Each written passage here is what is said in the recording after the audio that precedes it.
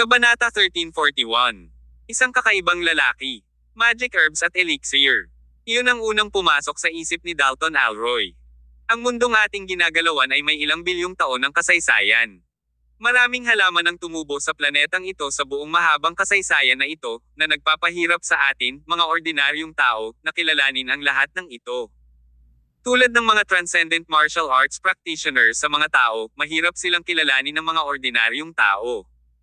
Ang pinakamahusay na mga halamang gamot na kilala sa sangkatauhan sa mortal na mundo ay walang iba kundi ginseng ng 1,000 taon at daang taon ng reishi mushroom. Sa makatuwid, ang mga gamot na ito ay pinangalan ng hari ng medisina sa mundo ng mga tao. Gayunpaman, ang mga halamang ito ay hindi nagkakahalaga ng pagbanggit sa sinaunang martial arts mundo na may daan-daang libong taon ng pamana. Nakuha ko. Sa sandaling ito, medyo may earache moment si Dalton Alroy. Si Dalton ay gumugol ng mahabang panahon sa kanyang buhay sa pagtingin sa mga bagay na may kaugnayan sa nagngangalit na dugo sa kanyang katawan. Nais ng matanda na gawin ang higit pa sa kontrolin ang nagngangalit na dugong ito. Kahit minsan ay sinubukan niyang imbestigahan ang pinagmulan ng manang ito. Sa kalaunan, natuklasan pa niya na ang pinagmulan ng nagngangalit na dugo na ito ay mula sa sinaunang martial arts world. Bago si Dalton at ang kanyang mga ninuno, maraming henerasyon ang dapat na pamana ng sinaunang martial arts world.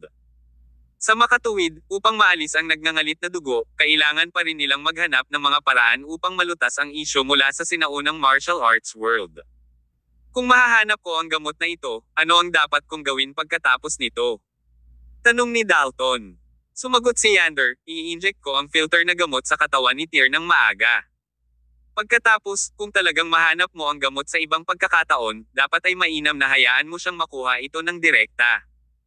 Ngunit, Senior Mad King, ang gamot na ito ay dapat na isang napakalamig na kayamanan sa lupa, kaya, kung gusto mong hanapin ito, iminumungkahi ko na maaari kang magsimulang tumingin mula sa nalalatagan ng nyebe ng mga bundok o malalim na dagat, o sa hilaga at timog na polar glacier. Binanggit ni Yander ang mga lugar na mahirap puntahan ng mga ordinaryong tao. Gayunpaman, para sa mga transcendent practitioner na ito o mga mandirigma ng mas matataas na mga dalubhasa sa mundo ng sinaunang martial arts, mas madali para sa kanila na pumunta sa mga lugar na ito kaysa sa mga ordinaryong tao. Sa makatuwid, nagkaroon ng conclusion si Dalton at ang iba pa. Gayunpaman, upang tunay na malutas ang isyu ng Berserk Blood, sa huli, kailangan pa rin nilang makuha ito mula sa sinaunang martial arts world. Ipasa ang aking utos. Pakilyusin ang lahat ng kapangyarihan ng mga imperial na pamilya ng Imperial Capital City upang mahanap sa akin ang napakalamig na elixir na iyon. Kailangan nating makuha ang ating mga kamay dito, gaano man kalaki ang gastos. Oo, walang oras na mawala. Kaagad, ibinigay ni Dalton ang kanyang utos na asikasuhin ang bagay na ito. Kasabay nito, sa loob ng Mountain Villa sa labas ng Imperial Capital City. Ang Mountain Villa ay tila may edad na tulad ng itinayo noong dekada 90. Gumapang ang Boston Levee sa buong dingding. Ang mga halaman ay labis na malago sa labas. Isang 40 taong gulang na may balbas na lalaki ang may hawak na karit habang pinuputol niya ang palumpong sa labas. Ang isang malaking itim na aso na may hitsura ng isang banal na hayop ay nakakadena sa pintuan ng bukid. Iniskan nito ang lahat ng direksyon. Ang lalaking ito ay walang iba kundi si Max Cheever. Tanghali na noon. Makulimlim ang langit, tila uulan ng malakas. Inayos ni Max ang entrance ng Mountain Villa at naglakad patungo sa loob ng villa pagkatapos noon. Nilinis ni Max ang lumang villa. Dati itong summer resort. Noong bata pa si Max, gustong-gusto ng kanyang ama na dalhin siya rito para takasan ang init ng tag-araw. Noon, maganda ang relasyon ng mag-ama. Ngunit, sa isang pagkakataon, hindi alam, napagtanto ni Max na ang relasyon sa pagitan nila ay unti-unting nagbago. Sinimulan niyang kasuklaman ang ugali at estilo ng kanyang ama. Habang ang kanyang ama naman ay lalong nagdamdam sa kanyang paghihimagsik. Sa huli, naghiwalay ang mag-ama dahil sa magkaibang pilosopiya sa buhay. Tumakas si Max sa bahay at hindi bumalik sa loob ng ilang dekada pagkatapos. Ngayon, ibinigay ni Andraste Cheever ang kanyang buhay para sa kanyang baluktot na ideya ng kapangyarihan. Kahit na pinatay siya ni Tyr, hindi kinasusuklaman ni Max si Tyr. Palagi siyang magiging boss niya sa kaibuturan. Ang kanyang ama ay dumating ito at dinala ang kanyang wakas sa kanyang sarili. Nakiusap si Max kay Tyr na iwan ng buo ang bangkay ng kanyang ama. Sa kalaunan, dinala niya ang katawan ni Andraste sa villa na ito sa bundok at inilagay siya sa walang hanggang kapahingahan doon. Nasa gilid ng mountain villa ang puntod ni Andraste. Mas bukas ang tanawin doon, at kapag tumingin ang isa, masisiyahan sila sa tanawin ng bulubundukin. Matapos ang pagbagsak ng isang henerasyon ng mga bayani, sa wakas siya ay inihimlay sa malayong lugar na ito. Lahat ng ginawa niya sa kanyang buhay ay naging isang bagay ng nakaraan na walang iniwan na bakas. Dumidilim at dumidilim na ang langit. May gamulong sunod-sunod na kulog na umalangaw-ngaw sa di kalayuan. Tumigil si Max sa paglilinis ng lugar. Sa halip, pumunta siya sa isang pavilion sa loob at nagtimpla ng tsaa at humigop ng mag-isa. Basag. Isang kidlat ang tumama sa kalangitan, at sa wakas, nagsimulang bumuhos ng malakas mula sa kalangitan. Sa pagkakataong ito, nagsimulang tumahol ang malaking itim na asong nakadina sa pintuan. Hindi man lang ito pinansin ni Max. Inisip na lang niya na ayaw mabasa ng aso. Ang malaking itim na aso ay medyo masungit kamakailan, kaya binalak ni Max na basahin ito para turuan ito ng leksyon. Gayunpaman, hindi alam ni Max na ang malaking itim na asong ito ay tumatahol hindi dahil sa ulan kundi dahil may nakita itong kakilakilabot na papalapit sa kanila mula sa isang lugar sa labas ng mountain village. Ito ay isang grupo ng mga tao na mukhang mabangis na mga halimaw. Nakasuot sila ng magarang damit. Naglakad sila na parang nagsasayaw. Ito ay isang grupo ng 5 tao. Ang mukha ng lalaki, na nanguna sa grupo, ay pininturahan ng make-up ng halimaw. Siya ay napakatangkad, hindi bababa sa 190 centimeters ang taas. Kasunod niya ang 4 pa habang naglalakad patungo sa gilid ng mountain village kung saan naroon ang puntod ni Andraste. Naglakad ang grupong ito ng mga lalaki na parang mga multo. Hindi nagtagal, dumating ang grupo ng 5 sa harap ng puntod ni Andraste. Humigit kumulang 10 segundo silang nakatayo sa harapan nito. Tapos, humagalpak ng tawa ang nangunguna. Pagkatapos ng kanyang kamatayan, isa mula sa isang henerasyon ng mga bayani ang inihimlay sa isang maliit na libingan. Nakakaawa. Pagkasabi noon ay biglang inangat ng lalaki ang kanyang ulo at tumitig sa langit na puno ng kidlat at kulog. Sa sumunod na segundo, dahan-dahan niyang itinaas ang kanyang kamay at itinuro ang langit. Isang napaka-hindi kapani-paniwalang eksena ang naganap. Ito ay hindi alam kung ito ay isang coincidence o planado. Sa una, isang kidlat ang tumama sa lupa mula sa langit kung saan ang lalaki ay nakaturo ilang libong metro ang layo. Tila na manipula ng lalaking ito ang kidlat na iyon sa pamamagitan ng telekinesis. Kasunod nito, ang kidlat na iyon ay tumama sa puntod ni Andraste. Marahil, nagkataon lang ang lahat. Kung tutuusin, paano mamanipula ng mga tao ang kidlat sa kalangitan? Boom! Nagkaroon ng pagsabog. Parang isang napakalaking bomba ang nahulog sa lupa. Bahagyang yumanig ang buong mountain villa, pilit na nahati ng kidlat ang puntod ni Andraste. Isang simpleng kabaong ang nasa libingan. Kinaway-kaway lang ng lalaki ang kanyang kamay, at itinaas ang takip ng kabaong. Lumipas ang ilang araw, kaya natatakpan ng livor mortis ang katawan ni Andraste. Nagsimula ng mabulok ang maraming bahagi ng kanyang katawan. Intact pa rin. Kabanata 1342. Ang katawan ni Andraste Cheever ay inalis. Napatingin ang lalaki sa bangkay ni Andraste Cheever sa loob ng kabaong. Tapos, tumawa na naman siya ng malakas. Ang kanyang tawa ay napakatalim at nakakatakot, parang isang masamang espiritu. Ang grupong ito ng mga tao ay tila kakaiba habang nakatayo sila roon, na ginagawang parang underworld ang lugar. Sumenyas ang lalaki, at muling isinara ang kabaong. Alisin mo na. Tumalo ng 4 niyang entourage sa puntod ni Andraste at itinaas ang kanyang kabaong mula sa putikan. Pagkatapos nito, bumalik sila sa parehong paraan na kanilang pinanggalingan. Lumakad palayo ang kakaibang lalaki. Ang eksena ay parang may bitbit na kabaong ng 4 na masamang espiritu sa ilalim ng patnubay ng halimaw. Woof! Woof! Woof! Ang malaking itim na asong iyon na nakadina sa harap ng pinto ay nakamasid habang ang kabaong ni Andraste ay dinala ng mga taong iyon. Nagsimulang kumalas ang aso na galit mula sa kedena sa leeg nito at lumitaw na napakasama ng loob. Sa wakas ay napagtanto ni Max Cheever na umiinom ng tsaa sa pavilion na may mali. Ibinaba niya ang tasa ng tsaa sa kanyang kamay at gusto niyang habulin ito ng mabilis hanggat maaari. Gayunpaman, bago siya makarating sa pintuan, nakita niya ang ilang tao na may bitbit na kabaong at naglalakad sa di kalayuan. Si Max ay nagulat sa kaibuturan.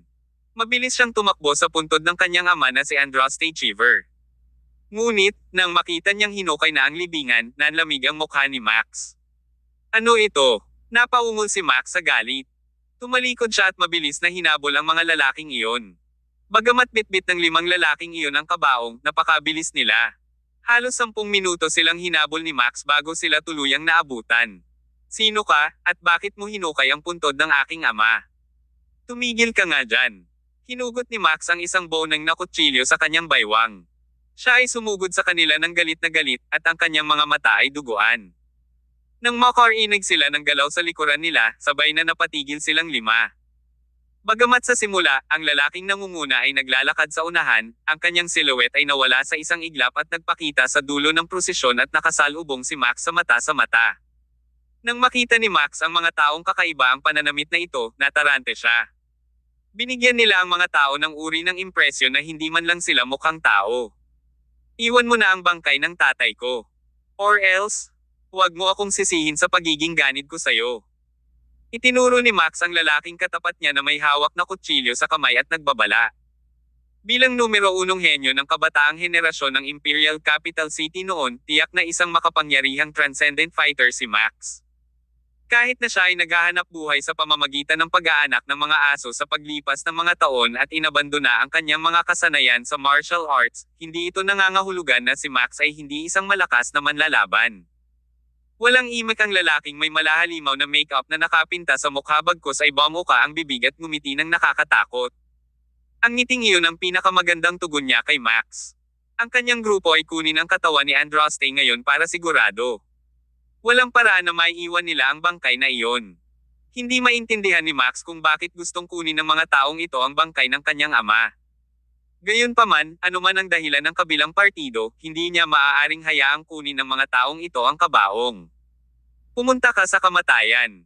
Ang boneng na kutsilyo sa kanyang kamay ay agad na binalot ng isang layer ng masiglang enerhiya. Pagkatapos, hinawakan ito ni Max at mabilis na humakbang patungo sa lalaking iyon. Gayunpaman, nang umatake siya gamit ang boning knife sa kanyang kamay, napansin niyang dahan-daang itinaas ng lalaki ang kanyang kamay at walang kahirap-hirap na sinalo ng 2 daliri ang boning knife ni Max. Klang! Nagkaroon ng malutong na tunog. Nabasag sa pira-piraso ang boning knife sa mga kamay ni Max. Ang mga putol na bakal ay lumulutang sa hangin. Pagkatapos, sa kaway ng kamay ng lalaki, lahat ng iyon ay bumaril sa katawan ni Max. Kung gaano kalakas at kakilakilabot ang lalaking ito para makamit ang hindi makapaniwalang antas ng lakas. Saksak. Tuloy-tuloy ang pagtagos ng mga bakal na iyon sa katawan ni Max na parang mga bala. Ang napakalakas na impact ay nagpalipad pabalik sa kanyang katawan ng 7 o 8 metro bago siya tuluyang bumagsak sa lupa. Sa suntok na ito lamang, si Max ay nagtamo ng matinding pinsala. Siya ang tinaguriang dating numero 1 henyo ng Imperial Capital City. Gayunpaman, hindi niya kayang harapin ang suntok ng lalaking ito na may malahalimaw makeup. Si Max ay hindi gaanong mas malakas kaysa sa isang langgam sa harap ng misteryosong lalaking ito. Dumudura pa si Max ng dugo sa bibig habang sinusubukang abutan ng grupo, pero huli na ang lahat. Bumalik na ang lalaki sa harapan ng grupo. Sinundan siya ng kanyang 4 na kasama habang buhat-buhat nila ang kabaong ni Andraste at nawala sa malayo sa paningin ni Max. Kasabay nito, sa Strego City. Dahil si Tiret ang iba pa ay nagkaroon ng huling digmaan kay Sachin Taylor sa Strego City, na nagresulta sa pagkalipol sa Sachin, ang buong lungsod ay nahulog sa ilalim ng kontrol ni Case Jones. Ang pamilya Jones ay naging monopolista ng Strego City. Habang si Case, bilang pinuno ng pamilyang Jones, ay nararapat na maging pinakamaimpluwensyang tao sa lungsod. Nang walang panghihimasok ng ibang puwersa, matagal nang naglilibang si Case. Sa sandaling ito, siya ay nag-e-enjoy ng tsaa sa bulwagan ng Villa. Noon lang, nagmamadaling pumasok ang isang katulong ng pamilya Jones. Anong problema? Bakit ang gulo mo? Medyo nagalit si Case nang makita ang pagiging hindi nararapat ng kanyang alipin. Nagmamadaling sumagot ang alipin na iyon, "Guro, may nangyari sa Strigel South." Ano ito? Ibinaba ni Case ang tasa ng tsaa sa kanyang kamay at nalilitong tanong. Narito ang buong kwento, Guro, sagot ng katulong. Noong nakaraan, nanalo ang pamilya Jones ng tender para sa plano sa pagsasaayos ng timog na bahagi ng lumang lungsod mula sa opisyal. Maraming lugar ang kailangang give-in at muling itayo, at ang Strigel South ay bahagi ng plano. Okay. Tumango si Case bilang pag-unawa. Ang lumang lugar na iyon ng Strigel South ay ang focus ng urban redevelopment ng lumang lungsod. Ang plano ay demolish ang lahat ng ito at muling itayo. So ano ang problema? Sumagot ang alipin, nakatanggap kami ng balita mula sa Demolition Department.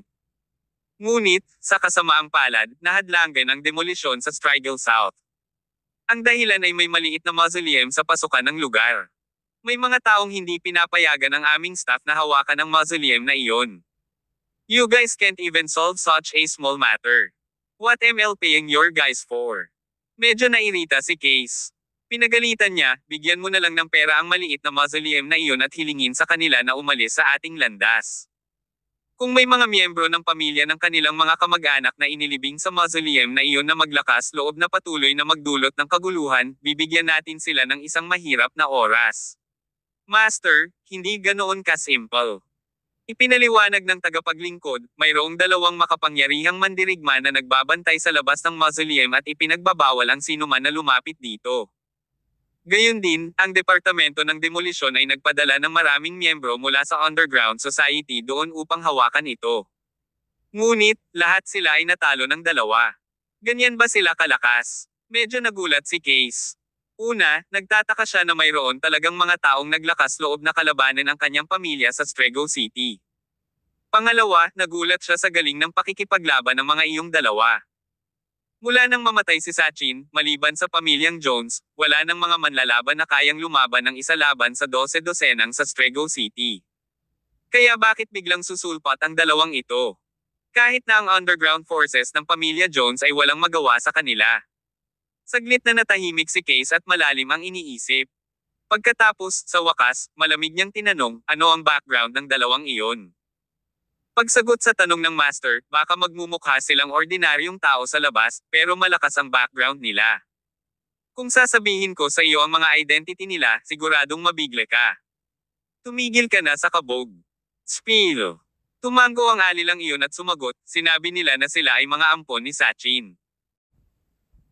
Kabanata 1343. Walang laman na libingan ni Sachin Taylor.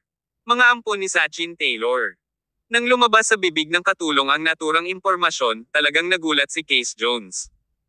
Ang halimaw ng Strego City, Sachin, ay nagtatamasa ng isang mabangis na reputasyon sa loob ng mga dekada. Kahit na siya ay patay na ngayon, ang pagbanggit sa kanyang pangalan ay magbibigay pa rin ng lamig sa puso ng mga tao. Noon, ang paboritong libangan ni Sachin ay ang kumuha ng mga ampon na anak na lalaki at babae. Kaya naman, sa huli, noong nagkaroon sila ni Tyr ng malaking showdown, marami rin sa kanyang mga adopted sons and daughters ang sumama sa big duel. Gayunpaman, mula nang mamatay si Sachin, ang mga taong iyon ay maaaring namatay o tumakas. Sa makatuwid, dapat ay tumigil na sila sa Strego City noon pa man. So, bakit biglang sumulpat ang dalawang ito ngayon? Anong gusto nila? At bakit nila binabantayan ang lugar na iyon? Tanong ni Case. Sumagot ang katulong, dapat ay dahil doon nakalibing si Sachin. Ginagawa nila ito dahil ayaw nilang mahawakan ng ating mga tao ang huling pahingahan ni Sachin. Nakakatawa. Biglang nagalit si Case. Nakilala na ni Sachin ang gumagawa sa loob ng 1 o 2 taon na ngayon. Gayunpaman, ang kanyang mga tauhan ay nananatili pa rin na sinusubukang gumawa ng gulo. Iniisip ba talaga nila na ako, si Case Jones, ay wala? Bilang ang pinakamaimpluwensyang tao sa Strego City, walang alinlangan, hindi papayagan ni Case ang dalawang tinaguriang Sachin adopted son na magpakita ng kawalang galang sa kanyang pamilyang Jones anuman ang mangyari. Ayos lang kung loyal kayo kay Sachin, Case Jones, ay maaaring magbigay sa iyong Sachin ng isang piraso ng lupa para sa kanyang walang hanggang pahinga. Gayunpaman, kung maglakas loob kayong patuloy na kalabanan ako. Pagkatapos, paumanhin na sabihin na, ang buong Strego City ay walang lugar para sa Sachin upang magpahinga. Let's go. I will personally lead someone to meet them there. Ipasagad ang mga order ko. Isama dito lahat ng fighters ng pamilya Jones. Oo, Master. Pagkaraan ng 10 minuto, dinala ni Case ang isang grupo ng dosenang nangungunang manlalaban ng pamilyang Jones sa Strigel South. Halos madilim na ngayon. Sa pasukan ng mausoleum sa Strigel South, 2 lalaking nakasuot ng ordinaryong damit at simpleng hitsura ang nagbabantay sa lugar. Nabahira ng maraming dugo ang lupa sa harapan nila. Sa hitsura nito, isang trahedya na labanan ang naganap dito. Sa oras na ito, maraming mga sasakyan sedan na kotse ang nagmaneho patungo sa pasukan. Bumaba si Kay sa sasakyan, kasama ang isang grupo ng mga mandirigma ng pamilya Jones. Ipagpalagay na 2 taon na ang nakalilipas, nang dumating ang ampon ni Sachin sa Strego City, walang kabuluhan kung aling makapangyarihang pamilya ang nagmula. Sa kasong iyon, ang isa ay kailangang maglakad ng nakayuko. Pagkatapos ng lahat, ang reputasyon ng halimaw, si Sachin Taylor, ay masyadong kilala sa nakapalibot na lugar ng Strego City. Ngunit, ngayon, mahigit 1 taon na ang nakalipas mula nang mamatay si Sachin. Ngunit, sa kasamaang palad, ang kanyang mabangis na reputasyon ay nabawasan din sa paglipas ng panahon. Lumapit si Kay sa dalawa at sinabing, "Hey guys, ang lugar na ito ng Strigel South ay dapat give-in sa ilalim ng Urban Development Plan, ngunit maaari tayong pumili ng isang piraso ng lupa sa isang magandang lugar at ilipat ang katawan ni Sachin doon. Kaya sana ay ang mga lalaki ay maaaring magpakita sa akin, Case Jones, ng ilang paggalang at hindi nagpapahirap sa aking mga manggagawa." Medyo magalang si Kay sa dalawang ito. Sa panahon ngayon, hindi na gaanong magalang si Kay sa Strego City. Gayunpaman, hindi ito lubos na pinahahalagahan ng duo. Ang isa sa mga lalaki ay nagpakawala ng mapangasar na at sinabing, "Ikaw si Case Jones, ang pangalawang Panginoon ng dating pamilyang Jones. Sino ka sa palagay mo?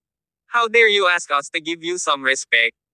Noong buhay pa ang tatay ko, sino sa inyong mga aso ang hindi lumuhad sa lupa na parang magaling na aso nang makita ninyo siya? Ano ngayon?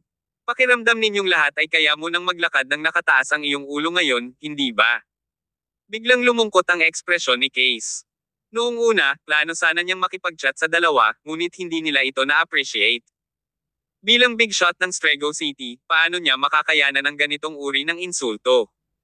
Mukhang mas gusto niyong dalawa ang magaspang na pakikitungo, hindi ba? Mahigit 1 taon nang patay si Sachin bilang isang doornail. Makakalabas pa kaya siya sa lupa at kagatin ako?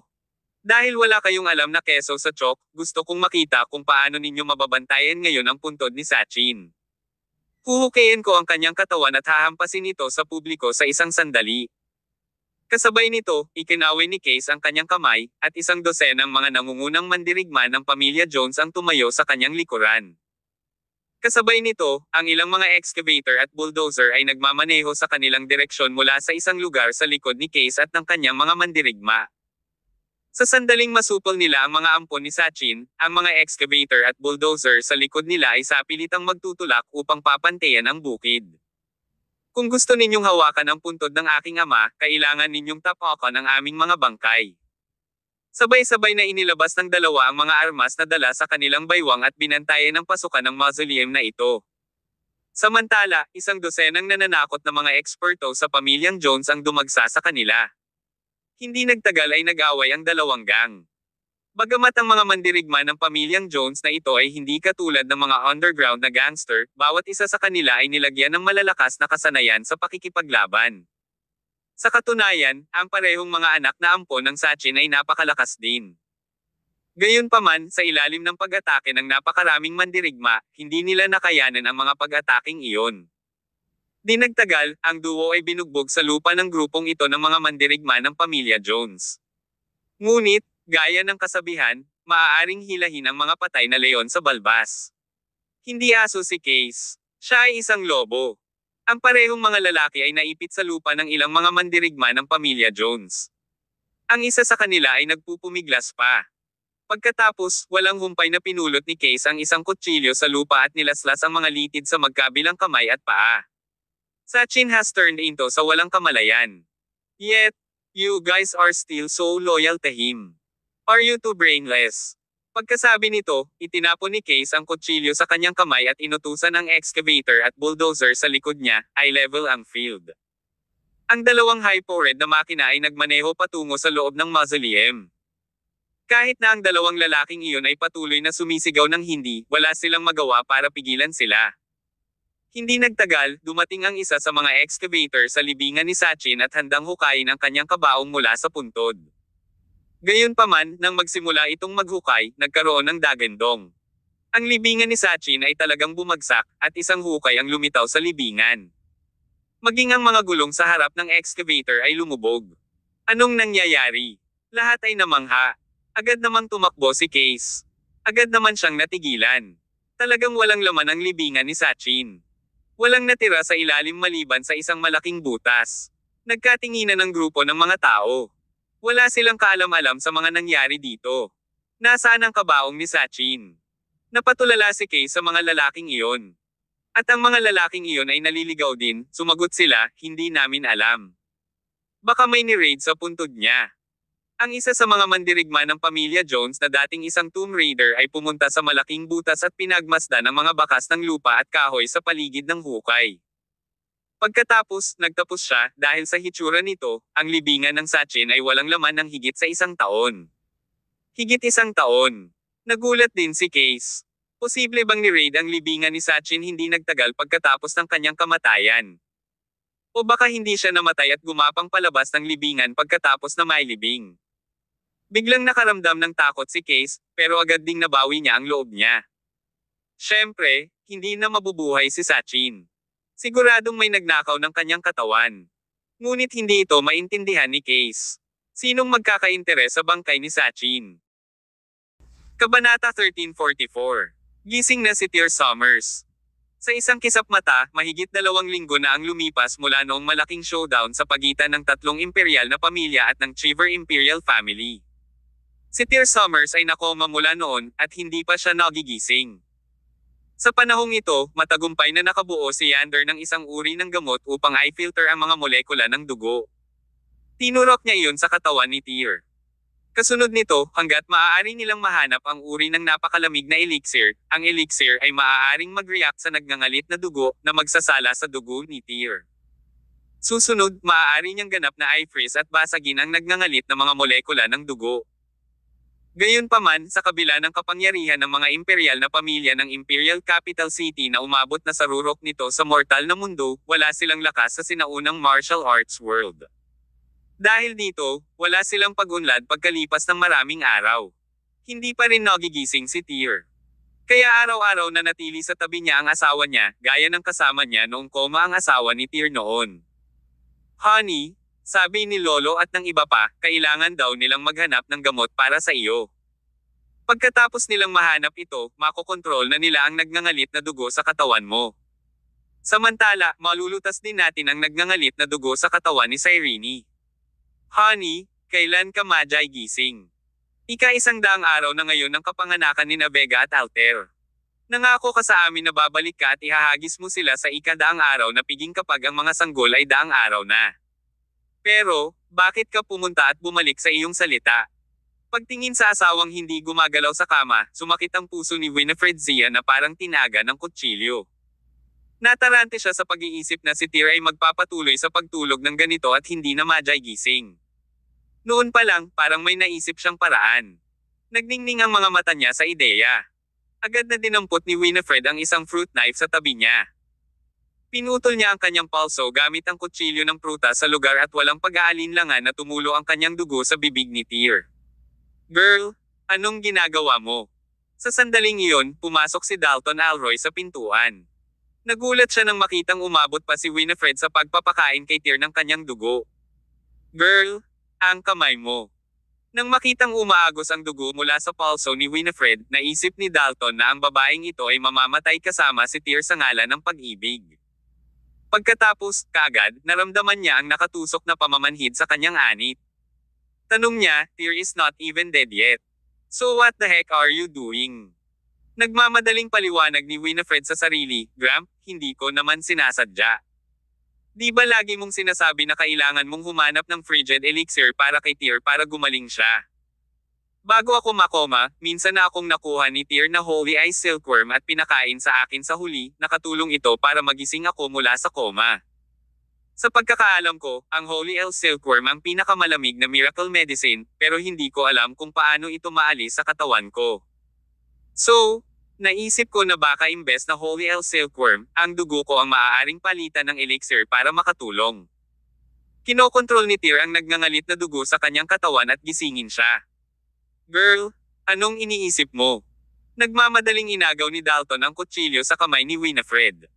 Pagkatapos, dinala niya ang malinis na gasa para tulungan siyang malagyan ng benda ang sugat. Paliwanag niya, nilunok mo na ang silkworm, at sumanib na ito sa katawan mo. Paano may iligtas ng dugo mo si Tyr? Kalma lang. Siguradong mag-iisip si Lolo ng paraan para gumaling si Tyr. Look, you have been staying next to Tyr this past few days. Mahina na ang katawan mo. Gayunpaman, nagpapakaaliw ka pa rin sa mga ganyang gawain. Paano nakayanan ng katawan mo? Nang magising si Tyr at nakita kang buto na at pagod, paano ko ipapaliwanag sa kanya?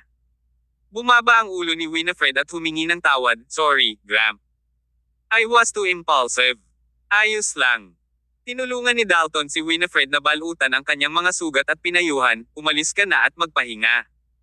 Nandito ako, at sinasabi ko sa iyo na sisiguraduhin kung gagaling si Tyr. Well, okay. Maya-maya pa ay umalis na si Winifred, tiningnan muli ni Dalton ang kalagayan ni Tyr. Maya-maya pa ay binalak na niyang lumabas ng kwarto. Sa sandaling lumingon si Dalton, biglang ginalaw ni Tyr, na nakahiga sa likod niya ang kanyang mga daliri. Pagkatapos, dahan-daang sumimangot si Tyr, at ang kanyang mga mata ay bumukas. Parang may naramdamang paggalaw bigla si Dalton. Agad siyang lumingon at sinalubong sa mga mata ni Tyr. Bulalas niya, Tyr, nagising ka na. Noong una, medyo natuwa si Dalton, ngunit hindi nagtagal ay napagtanto niya na may isang bagay na hindi tama. Hindi kasing linaw ng ordinaryong tao ang mga mata ni Tyr. Sa halip, ito ay pula ng dugo. Tyr, ikaw. Bago pa man matapos ang sasabihin ni Dalton ay biglang umupo si Tyr mula sa kama na para bang isa siyang zombie. Walang ekspresyon ang mukha niya. Magkasama pa rin ang kulay ng dugo sa kanyang mga mata, sa bilis na kitang-kita sa mata, habang ito ay lalong namumula. Isang nakakakilabot na aura ang lumabas sa katawan ni Tyr. Dumaloy ang dugo sa mga ugat ni Dalton, kaya alam niya kung ano ang pakiramdam at kung anong uri ng aura ang lilito pagkatapos ng pagsisimula ng dugong iyon. Sa sandaling ito, palakas ng palakas ang nagngangalit na aura na iyon mula sa katawan ni Tyr. Tila may kung anong uri ng walang limitasyong kaguluhan mula sa kanyang katawan. Anong ginagawa mo? Lihim na nagmura si Dalton. Hindi na siya naglakas loob na manatili pa sa silid, kaya mabilis siyang lumabas ng silid. Maya-maya lang, bumangon si Tyr sa kama. Pulang dugo ang kanyang mga mata nang titigan si Dalton na parang gutom na hayop na pinupuntirya ang biktima nito. Pagkatapos ay marahas siyang sumugod sa kanyang lolo. Nasira lahat ang mga meridian ni Dalton. Siya ay nabawasan sa pag-aaksaya, ngunit ang reaksyon ni Dalton ay medyo maliksi bilang isa sa 4 na emperador. Mabilis na naiwasan ni Dalton ang suntok ni Tyr sa kanyang makulit na reaksyon at saka tumakbo palabas ng mabilis sa abot ng kanyang makakaya. Sa kanyang likuran, isang malakas na buntong hininga ang maririnig mula sa bibig ni Tyr. Muli, itinoon niya ang tingin kay Dalton. Siya ay likas na lumipat sa kakaiba at hindi mahuhulaan na bilis ng 9 steps to disorientation, at nagpakita siya sa harap ni Dalton sa isang iglap. Sa sandaling tumama si Tyr, naisip ni Dalton ang iba't ibang paraan para makaiwas sa kanyang atake. Gayunpaman, kung wala ang panloob na lakas sa kanyang katawan, ang reaksyon ng kanyang katawan ay hindi kasing ganda ng kanyang utak. Boom! Tumilapon ang buong katawan ni Dalton na parang bola ng kanyan na may muffled na tunog bago siya bumagsak ng malakas sa ibabaw ng bakal sa labas. Isang bibig ng dugo ang bumulwak sa bibig ng matanda. Labis siyang nabalisa nang tumingin siya kay Tyr, na malupit na noon. Kung magpapatuloy ito, siguradong mamamatay siya sa kamay ng apo sa loob ng wala pang 10 segundo. Noon, ang kanyang pinakamamahal na asawa ay namatay sa parehong paraan sa kanyang anak na babae, si Lydia Alroy. Mauulit ba ang trahedya? Sinundan siya ni Tyr mula sa loob, humihingal. Sa sandaling ito, tuluyan na siyang nawala ng malay. Gaya nga ng sinabi ni Yander, kapag muling nagising si Tyr, mas magiging galit na siya kaysa dati. Ang estadong ito ay magpapatuloy hanggang sa kanyang kamatayan. Mula sa layo na 5 o 6 na metro ang layo, naghagis ng suntok si Tyr sa ere. Nang walang paghihigpit ng panloob na lakas, nagdulot siya ng nakakasilaw na kinang ng kamao, at ang pag-atake ay halos tumama sa katawan ni Dalton. Kabanata 1345. Nagpatuloy si Tyr Summers sa kanyang kalupitan. Napasinghap si Dalton Alroy ng malamig na hangin. Tumakbo siya sa gilid ng kulungang bakal ng mabilis hanggat maaari at binuksan ang kapangyarihan ng kulungang bakal. Pagkapasok niya ay sumugod si Tyr Summers. Binasag ni Tyr ang kanyang kamao sa ibabaw ng hole na bakal, at nabasag ang isang hanay ng mga thumbtack steel bar. Kasabay nito, ang kuryenteng dumaloy sa kulungang bakal ay tumama sa kamao ni Tyr at agad siyang pinatalbog. Dagindong. Ang nakakatakot na sumisidhit na tunog at na kuryente ay lalong nagpagalit at natarante si Tyr. Pagkatapos, muli siyang sumugod sa bakal na kulungan. Ngayong nagwawala na siya, nakalimutan pa ni Tyr kung ano ang takot. Sa kabila ng nakuryenteng kulungang bakal sa harap niya na nagbibigay sa kanya ng matinding sakit, lubos siyang walang pakialam sa nararamdaman. Boom! Isang suntok na naman ang ibinato ni Tyr. Lumitaw ang isang butas sa bakal na kulungan. Nang malapit na siyang gumapang at patuloy na sasalakayin si Dalton, si Leonardo, Alroy at iba pa na nakarinig ng kaguluhan, ay sumugod. Nang makita ang eksenang bumungad sa kanyang harapan, bumuhos ang likod ni Leonardo sa malamig na pawis dahil sa gulat. Tyr, tumigil ka nga! Sigaw ni Leonardo. Siya ay nagmamadali kasama ang isang grupo ng mga mandirigma ng pamilyang imperial ng Alroy. Ngunit pagkatapos, bigla niyang naalala ang eksena ng pagpatay ng kanyang kapatid sa kanyang ina. Noon, napakahina niya para pigilan ang kapatid niya. Ngayon, hindi niya mapapayagang maulit ang trahedya. Si Leonardo at ang isang grupo ng Alroy Imperial Family ay sumugod kay Tyr at nilabanan siya. Ngunit, sa oras na ito, masyadong malakas ang kapangyarihan ng labanan ng Tyr. Dati, kapag ang mga acupuncture point ni Tyr ay nasailed sa pamamagitan ng heptasil maneuver, maaari pa rin niyang labanan si Leonardo at isang grupo ng mga Alroy Family Transcendent Fighters sa isang draw. Gayunpaman, ngayong nasira na niya ang selyo ng kanyang mga acupuncture point, nabawi na niya ngayon ang isang mabangis na panloob na lakas. Sa kaso, paanong ang lalaki ni Leonardo ang magiging kalaban ni Tyr? Bang bang bang! Isa sa mga manlalaban ng pamilya Alroy ay itinapon ni Tyr sa pagitan ng bawat suntok at sipa, na naging sanhi ng pagkawala kaagad ng kanilang lakas sa pakikipaglaban. Di nagtagal, ang bilang ng mga mandirigma sa paligid ni Leonardo ay naging mas maliit at mas maliit. Sinaktan ni Tyr maging si Leonardo mismo. Sa bilis ng panahon, nasagasaan sina Achilles, Cyrus Lebel, at iba pa nang marinig ang kaguluhan. Ang iba pang mga eksperto ng Alroy Imperial Family, kabilang si Sean Yarn, ay sumugod din. Bilasan mo at hanapin mo ang mga tanikala para itali siya, sigaw ni Dalton mula sa loob ng bakal na kulungan.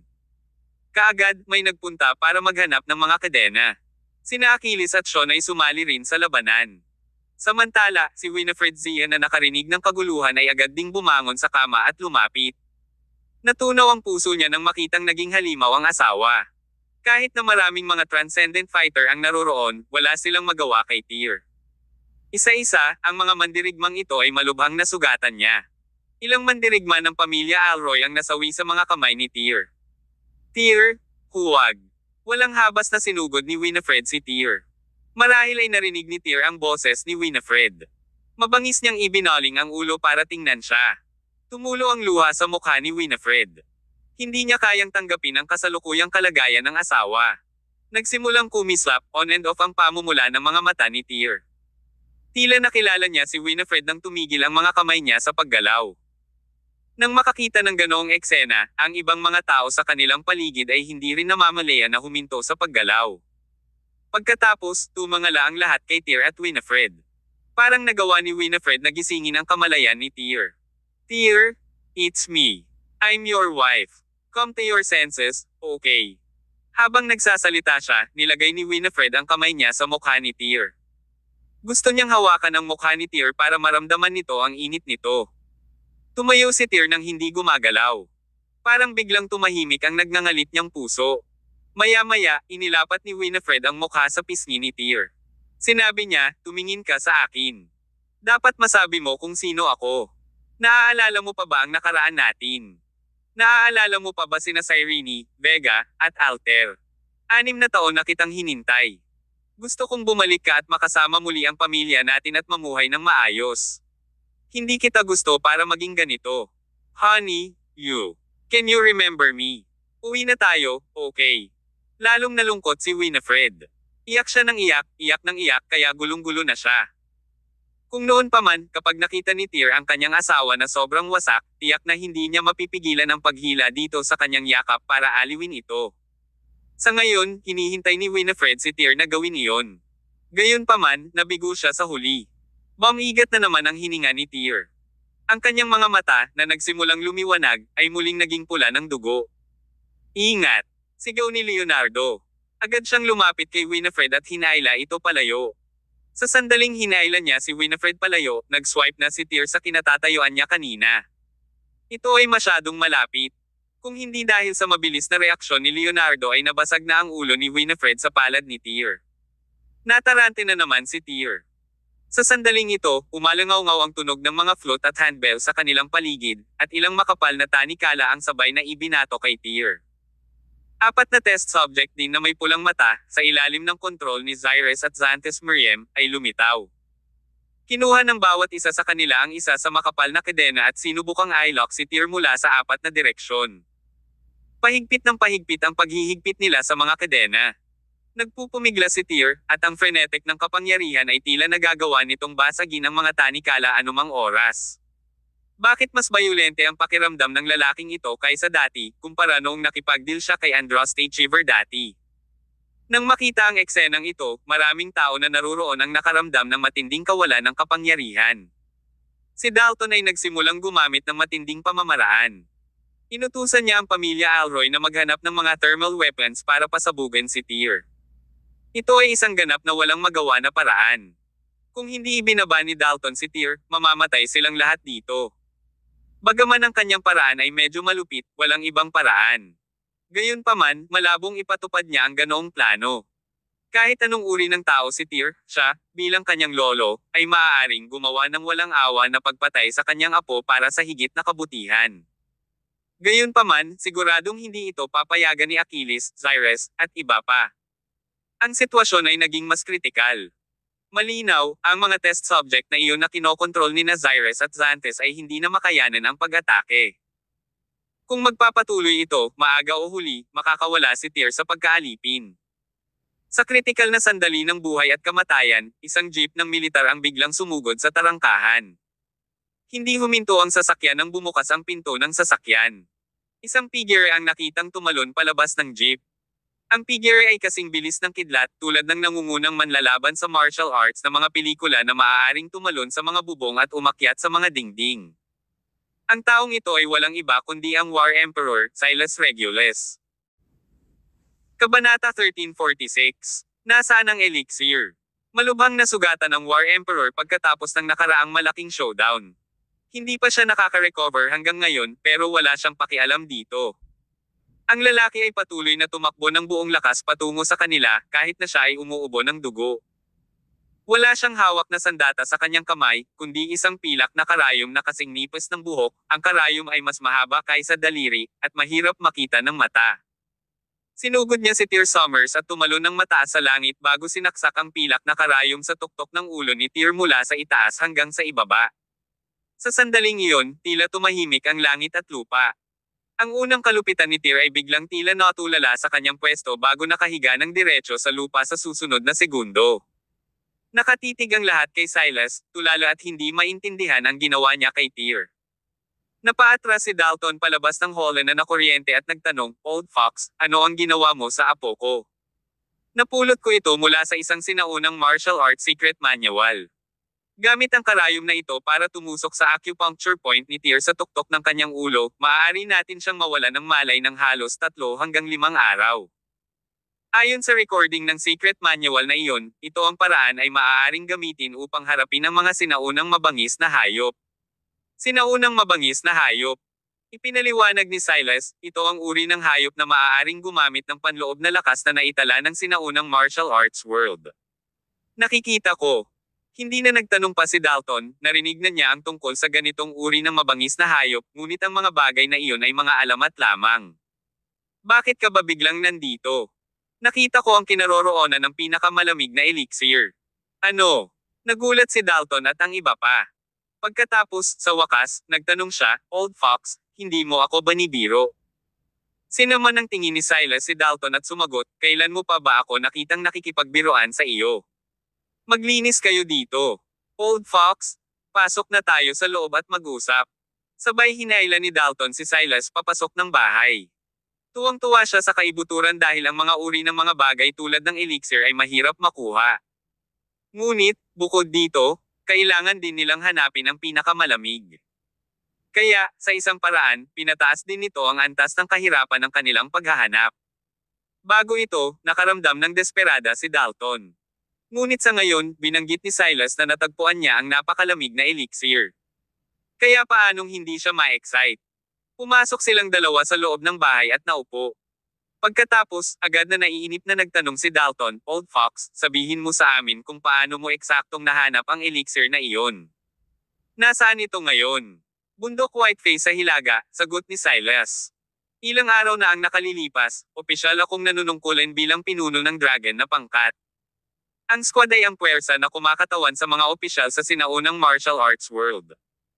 Kaya, maraming bagay ang naitala tungkol sa sinaunang martial arts world at makikita sa loob ng database."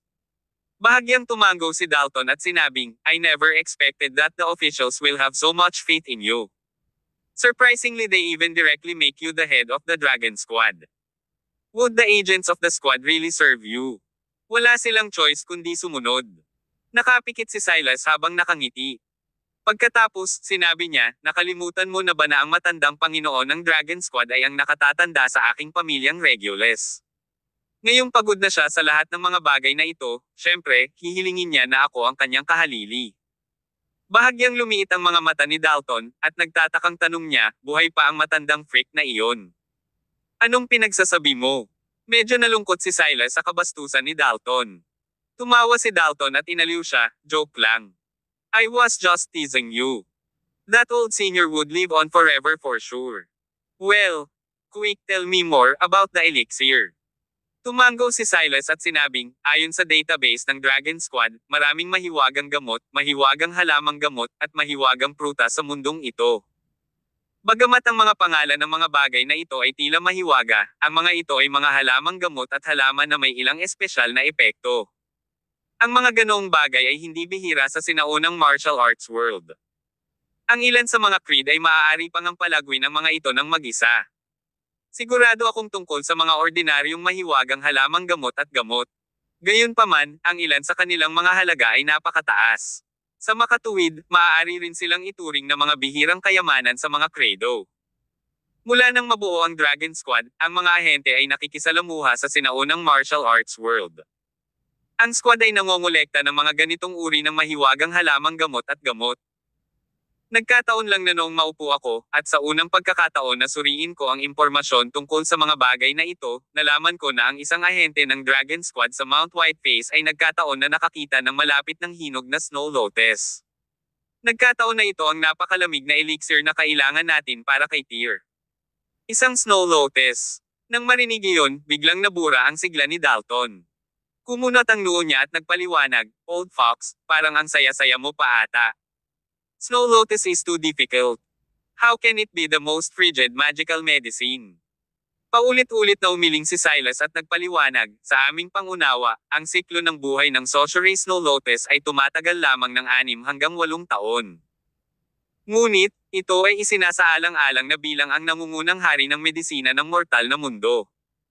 Ang kausap ko tungkol sa, ang ikot ng buhay nito ay nangyayari na 60 taon. 60 taon. Namangha si Dalton, may Snow Lotus ba talaga na may 60 taon ang ikot ng buhay sa mundong ito? Di ba magical medicine ang pinag-uusapan natin dito? Sa isang iglap, natuwa si Dalton. Matagal na silang naghanap ng pinakamalamig na mahiwagang gamot sa pagkakataong ito, ngunit wala pang balita. Maging si Dalton ay nakaramdam ng kawalan ng pag-asa, ngunit ngayon, sa wakas ay nakakita na naman siya ng pag-asa. "Old Fox, kailan mo balak kunin ang elixir? Anong klaseng talento ang kailangan mong ipadala ng Alroy Imperial family ko? Just name it." Paulit-ulit na umiling si Silas at sinabing, "Ang Snow Lotus na ito na may 60 taong siklo ng buhay ay nakatala sa talaan ng aking Dragon Squad. Kaya, kung sino man ang kukuha nito, maaari lamang itong maging isang tao mula sa aking squad. Ang iyong Alroy Imperial family ay maaaring huwag makialam sa bagay na ito, kailangan nating gumawa ng isang kasunduan ng maaga." Agad na kumunot ang noo ni Dalton at nanunuya, "Old Fox, mahilig kang mag-ipon ng yaman noong nasa Six Doors ka noon. Paano ka pa rin magiging pareho ngayong sumali ka na sa Dragon Squad?" Hindi ito sineryoso ni Silas at pinagsabihan, "Ang kalahati ng Snow Lotus ay higit pa sa sapat upang malutas ang nagngangalit na dugo ng iyong buong pamilya. Bakit kailangan mo ito ng marami? At saka, ngayon lang ako naging Panginoon ng Dragon Squad. Hindi naman pwedeng kunin ko lang ang gamit ng mga tao at tumakbo pabalik sa bahay ng nanay ko sa simula ng post ko, di ba? Hehe. Isang peking ngiti ang ginawa ni Dalton. Any other requests? Kailangan nating isama si Tyr, sabi ni Silas. Nagulat si Dalton, bakit mo siya isasama? Paliwanag ni Silas, nakita mo kung gaano kalupit si Tyr ngayon lang. Hindi siya kayang supilan ng silver needle ko, so the best way is to bring him along. Then, kapag nakita na namin ang Snow Lotus, ipapakain na lang namin sa kanya. Totoo yan. Tumanggo si Dalton ng may pag-iisip. Ganoon din ang sinabi ng Yander na iyon.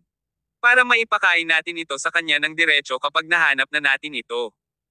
At saka, hindi kayang tiisin ni Tyr ang paulit-ulit na mga frenzied episodes na ito.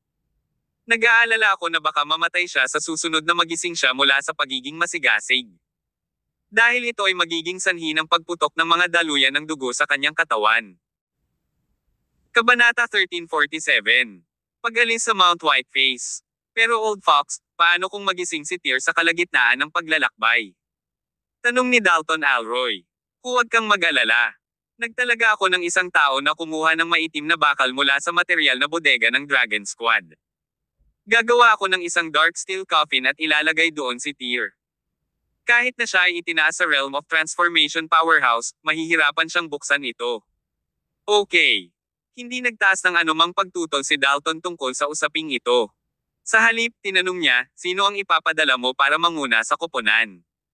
Kailan aalis ang koponan? Sumagot si Silas Regulus, nagpapadala ako ng Green Dragon at Black Turtle para sa misyon.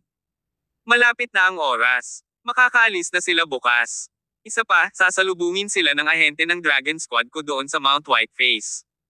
Pagkatapos, sasamahan sila ng ahenteng iyon. Green Dragon at iba pa sa Snow Mountain para kunin ang Snow Lotus. Pinaikit ni Dalton ang kanyang mga mata at sinabing, Old Fox, ang Green Dragon at Black Turtle na iyon ay parehong Gate Masters of Six Doors dati. Si Black Turtle ay sumali sa Dragon Squad noon, habang ang Green Dragon ay sumama lang saglit. Kaya parang ikaw din. Gusto mong samantalahin ang pagkakataong ito para hayaan silang magkaroon ng foothold sa loob ng organisasyon, tama ba? Hindi mahalaga. Kinabukasan, sa pasukan ng Alroy Imperial Family, dalawang itim na jeep ng militar ang nagmaneho patungo sa tarangkahan ng napakabilis at tuloy-tuloy na huminto. Nang bumukas ang mga pinto, lumabas ng sasakyan sina Green Dragon at Black Turtle. Ibaba mo yan. Agad namang sinenyasan ni Green Dragon ang kanyang kamay at nagutos pagkababa niya ng sasakyan. Oo. Agad namang lumabas ng sasakyan ang apat na malalakas na lalaki. Pagkababa nila ay pumunta sila sa likod ng sasakyan at parang may dinadala. Hindi nagtagal, naglabas ang apat ng isang bakal na kabaong. Ang kabaong ay makapal at mabigat. Ang paligid nito ay nababalot ng ilang kadena na bakal na mas makapal kaysa sa palso. Sa kabila ng pagiging matatag, fit, at punit ng pisika ng apat na ahenteng iyon, kailangan pa rin nilang igiit ng mahigpit ang kanilang mga ngipin. Kailangan nilang maging mas maingat sa bawat hakbang na kanilang gagawin. Masasabi ng iba na tiyak na hindi magaan ang bigat ng bakal na kabaong. Green Dragon at Black Turtle. Sa oras na ito, pinangunahan ni Dalton ang ilang tao palabas ng manor ng Alroy. Agad na lumapit ang dalawa para batiin at sumaludo kay Dalton, nakilala ng Green Dragon si Senior Mad King. Binabati ni Black Turtle si Senior Mad King. Hindi mo kailangang maging magalang. Kinaweyan ni Dalton ang kanyang kamay, at agad na bumagsak ang kanyang tingin sa bakal na kabaong na dala ng apat na malalakas na ahente. Ito siguro ang dark steel coffin na binanggit ni Old Fox. Naglakad si Dalton patungo sa bakal na kabaong at sinimulang haplasan ang ibabaw. Kasing lamig ng yelo ang bawat pulgada nito. Pagkasabi noon ay sinubukan niyang buhatin muli ang kabaong. Ngayong naging ordinaryong tao na si Dalton, gaya ng inaasahan, hindi niya kayang buhatin ang bakal na kabaong na ito, ngunit nagawa niyang sukatin ang bigat nitong bakal na kabaong. He commented, masyadong mabigat, topped with this dark steel chain, it should be enough to deal with Tyr in case he wake up in the middle of the journey. Senior Mad King, nauubusan na tayo ng oras. Pakilabas si Tyr ngayon. Inihanda na natin ang eroplano. Ilang sandali pa ay handa na itong lumipad. Okay. Tumanggo si Dalton. Di nagtagal, dalawang miyembro ng Alroy Imperial Family ang naghatid kay Tyr.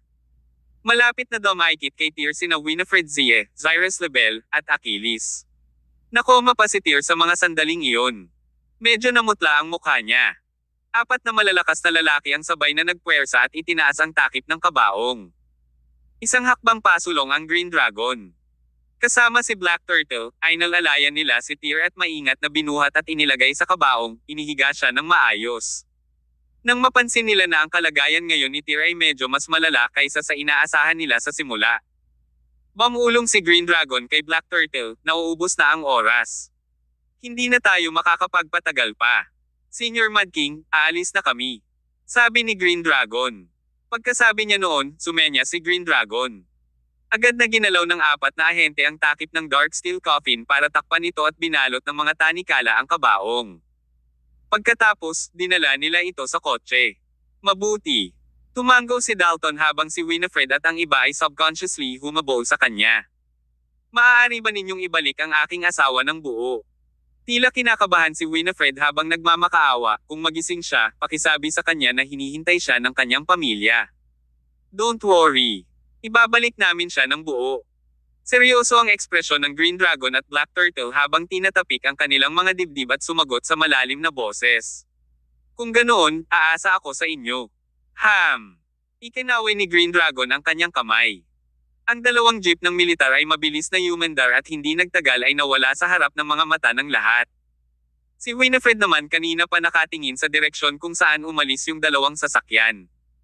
Nag-aalangan siyang umiwas ng tingin. Don't worry, girl. Babalik si Tyr for sure, pag-alo ni Dalton sa kanya. Ma'am. Mariing tumango si Winifred. I do believe that he will be back for sure because our family is waiting for him. Ang dalawang jeep ay nagmaneho patungo sa paliparan pagkatapos umalis sa Alroy's Manor. Nakahanda na ang isang pribadong eroplano sa paliparan. Kaya pagkatapos, ang apat na malalakas na ahente ay inilabas ang kabaong sa kotse at maingat na dinala ito patungo sa eroplano. Ang Dark Steel Coffin na iyon ay sa wakas ay nakaakyat na sa eroplano makalipas ang halos 20 minuto. Nagsindi ng tabako ang Green Dragon at kumuha ng 2 puff. Pagkatapos, tinanong niya, gaano katagal bago tayo makarating sa Mount Whiteface? Sa loob ng 3 oras, nagmamadaling sagot ng piloto. Let's take off. Hinimok ng Green Dragon. Agad na lumipad ang eroplano pagkatapos at pumailan lang sa langit kasama ang Dark Steel Coffin na naglalaman ng Tyr habang patungo sila sa direksyon ng Mount Whiteface. Paminsan-minsan, ang Green Dragon at Black Turtle ay sumulyap sa kabaong. Sa tingin mo kaya talaga siyang sugpuin ng Dark Steel Coffin na ito? Tinitigan ni Black Turtle ang kabaong na mahigpit na nakatali ng maitim na bakal na kadena. Bago sila umalis, narinig nilang nag-uusap si Silas tungkol sa kalagayan ni Tyr. Bagamat ang Dark Steel Coffin na ito ay nagmumula sa matinding lamig at maitim na bakal na kadena, hindi maaaring maliitin ang Tyr. Kung nakagawa sila ng isang pagkakamali, maaaring hindi nila mapatahimik si Tyr sa pribadong planong ito. Naghihinala ka ba sa utos ng Panginoon? Ito ang pagsubok na ibinigay niya sa atin. Kung madadala natin si Tyr sa Mount Whiteface at maalis ang nagngangalit na dugo sa kanyang katawan, magkakaroon tayo ng matibay na foothold sa Dragon Squad. Huminga ng tabako ang Green Dragon. Ang sinabi ng Green Dragon ay hindi walang dahilan. Bagaman sila ay pangalawa lamang sa Panginoon sa 6 na pintuan, ang departamento at ang Dragon Squad ay hindi tiyak sa parehong klase. Ang mga miyembro ng Dragon Squad ay maaaring kakaunti, ngunit ang bawat ahente ay may malakas na kasanayan. Ngayon pa lang sumapi sa organisasyon ang dalawa. Kailangan nila ng isang misyon upang maitatag ang kanilang katayuan. Kung hindi, tiyak na minamaliit sila ng mga kasalukuyang miyembro ng organisasyon. Hindi lamang ito, ngunit kailangan din nating ibalik ang kalahati ng Snow Lotus, sabi ni Black Turtle sa malalim na boses. Maliit na problema yan. Sana ay talagang kapaki-pakinabang ang Snow Lotus para kay Tyr. Napasulyap ang Green Dragon sa direksyon ng Dark Steel Coffin, pero sa palagay ko hindi dapat ganoon kadaling makuha ang Snow Lotus. Oh, bakit naman? Tinapunan siya ni Black Turtle ng patagilid na tingin. Kung madali lang, hindi sana tayo pinadala ng Panginoon dito, sabi ni Green Dragon na may mahinang ngiti. Ang eroplano ay lumapag sa Mount Whiteface Airport makalipas ang 3 oras. Nakaayos na si Silas para maiwasan ang kaguluhan sa airport. Sinadya niyang inilapag ang eroplano sa isang napakalihim na runway. Kinailangan pa nilang dumaan sa isang VIP passageway paglabas nila ng airport. Kabanata 1348. Trine Pavlov. Ngayon ay taglamig. Ang klima sa Mount Whiteface ay walang alinlangan ang pinakamalamig na lugar sa buong imperyo. Sa oras na ito, nagsimula nang bumagsak ang nyebe sa labas. Sa direksyon ng gilid na pasukan ng paliparan, naghihintay sa kanila ang isang nasa katanghaliang gulang na lalaki na nakasuot ng cotton coat, marahil ay nasa 40 taong gulang. Siya ay may mga balbas sa kanyang mukha at mukhang napakabangis. Ang kanyang mga mata ay patuloy na iniskan ang kanyang paligid. Hindi nagtagal, umalis ng airport sina Green Dragon at Black Turtle dala ang kabaong. Binuhat ng 4 na malalakas na lalaki ang maitim na bakal na kabaong palabas ng VIP passageway. Nang makita ng nasa katanghaliang gulang na lalaki ang grupong ito ng mga lalaki, dali-dali siyang lumapit sa kanila at binati sila. Pagkalapit niya sa kanila, sabay-sabay silang tinanong ng lalaki, "Do you guys happen to be brothers Green Dragon and Black Turtle?" "Oo." Agad namang tumango si Green Dragon. "At ikaw?" "Ako ang pinuno ng Dragon Squad sa Mount Whiteface, Trine Pavlov." Mabilis na humakbang si Trine. Noong una, sinilip niya ang maitim na bakal na kabaong na inilalabas. Pagkatapos ay sumaludo siya at nagpaliwanag, "Matagal na akong naghihintay, at handa na ang transportasyon. Walang oras na mawawala. Umalis na tayo. Nasaan ang sasakyan?" Sumulyap si Green Dragon sa labas ng airport ngunit nabigong mahanap ang sasakyang binanggit ni Trine. Sa oras na ito, sa likod ni Trine, maliban sa isang scrap truck na nakaparada sa tabing kalsada, wala siyang nakitang ibang sasakyan. Hindi gaanong pinansin ni Green Dragon ang sasakyan. Kung sa bagay, akala niya ay may sadyang itinapon ang truck doon. Ito ang isa. Gayunpaman, itinuro mismo ni Trine ang truck na iyon na hindi kalayuan sa likuran niya. "Ikaw ang nagmamaneho nitong truck para makuha kami." Halos malaglag ang panga ni Black Turtle sa gulat. Nang sunduin nila si Tear Summers, sumakay sila ng jeep mula sa departamento ng militar. Nang ipadala nila si Tear sa Mount Whiteface, kumuha sila ng pribadong eroplano. Lumabas pa sila ng airport sa pamamagitan ng VIP passageway. Ngunit pagkalabas pa lang nila ng airport, ang nakita nila ay isang lumang haggard na truck.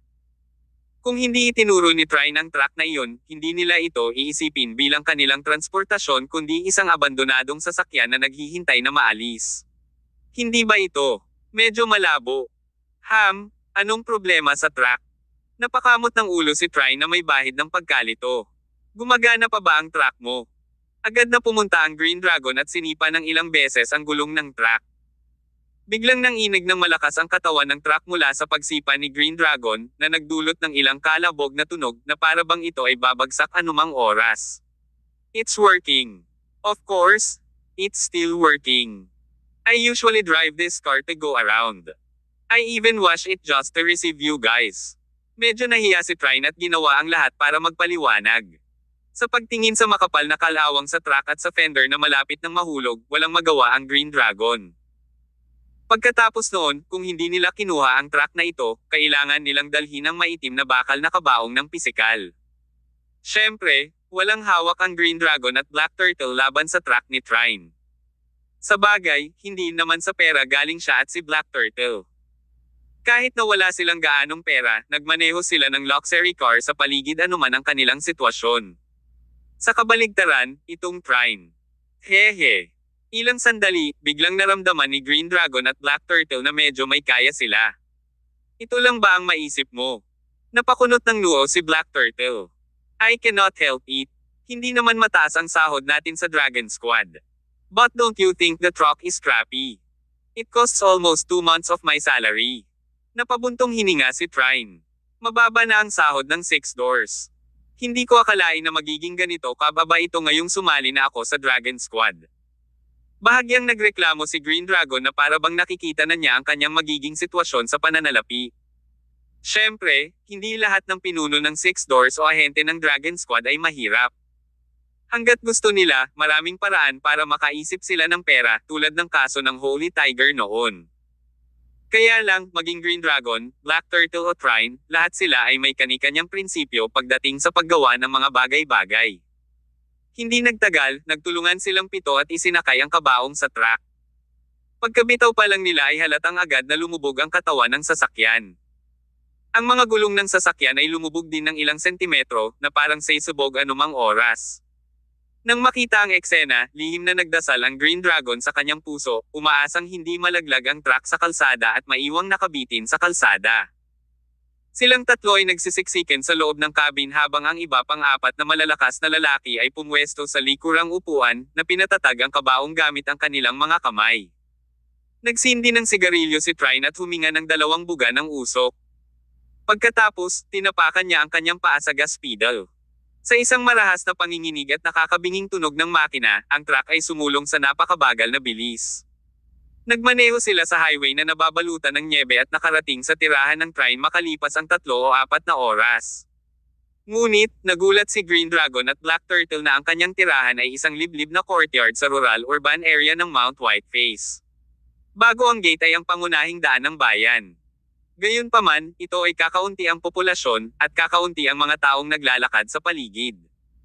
Maging ang karamihan sa mga harapan ng tindahan sa magkabilang panig ng tirahan ay sarado. Nagtagal si Trine sa pagmamaneho at pagparada sa loob ng bakuran. Pagkababa niya ay dali-dali niyang isinara muli ang gate. Noon lang, tinulungan niya silang buhatin ang maitim na bakal na kabaong pababa ng sasakyan. Iilan sa kanila ang nagtulungang buhatin ang kabaong sa sala at maingat na inilapag sa lupa. Dito ka nakatira. Lumakad ang Green Dragon sa looban. Nakaamoy siya ng mabahong amoy ng dugo habang nakatayo siya doon. Pagpasok pa lang nila, kitang-kita niya ang isang kulungan ng baka sa labas ng patio. Mayroong hindi bababa sa ilang dosenang baka sa loob. Ma'am!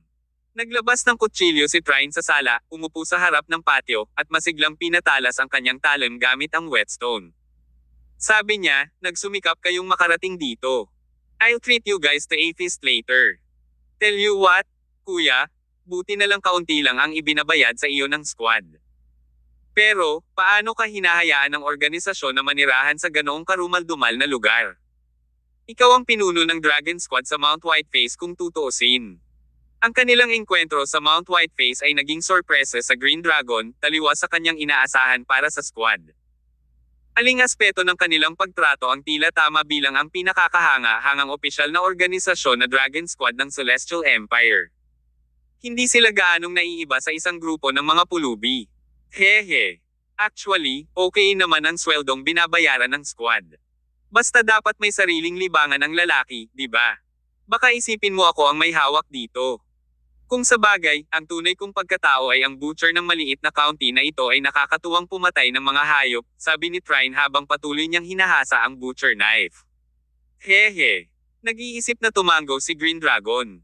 Ang iyong libangan ay isa sa isang uri. Well, lahat ng tao ay may kanya-kanyang ambisyon. Trine ay tapos na bully ang butcher knife. Ito ngayon ay may kintab at matalas. Now, you guys can take a rest. I will go on and butcher a cow to treat you all. Then, tonight, we will have a good meal to accept you all officially. Sabi ni Trine habang daladala ang patalim at naglakad patungo sa looban. Hindi nagtagal, pumasok siya na may bitbit na guya na wala pang 1 buwang gulang. Pinatay niya ang guya sa unang laslas. Dinuguan niya ang hayop gamit ang pangalawang laslas. Perpektong pinaghiwalay niya ang karne mula sa mga buto ng guya gamit ang ikatlong hiwa. Matapos masaksihan ang eksena, medyo nabigla si Green Dragon at Black Turtle. Gayunpaman, sa wakas ay napagtanto ng dalawa kung bakit Trine ang tawag sa lalaking nasa harapan nila. Ang kanyang husay sa kutsilyo ay maaaring inilarawan bilang isang go na walang sagabal malakas lang. Kabanata 1349. Siya ito.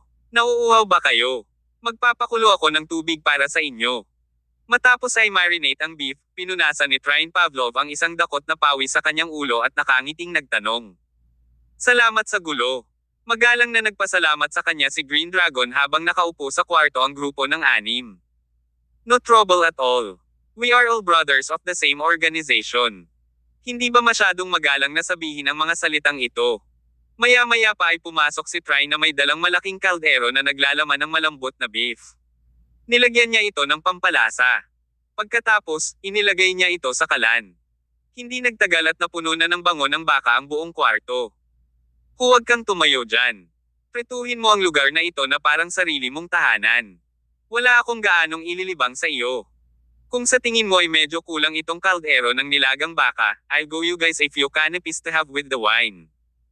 Sabi ni Trine habang namimigay ng maliliit na stainless steel na kaldero sa lahat ng nasa grupo. Mabuti naman kung ganoon. Nagmamadaling iwinagayway ni Green Dragon ang kanyang kamay at tinanggihan ang kanyang alok. Hindi ako magsisinungaling. Matagal na akong walang bisita dito.